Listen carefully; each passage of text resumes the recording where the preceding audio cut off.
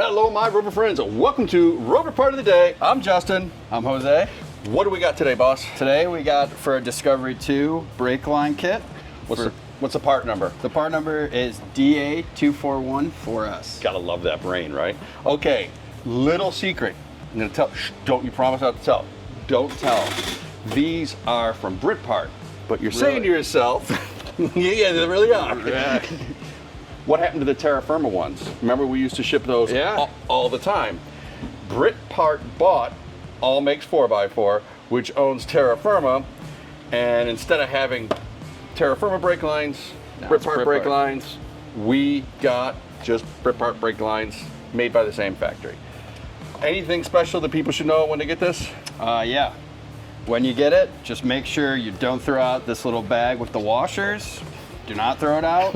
You're gonna want those. You're gonna want those. You're gonna need those. Or else brake fluid will go everywhere. Yep, and it's a mess. All right, and then we just toss it in an envelope, it's good to go? Just toss it in an envelope and send it out right to you.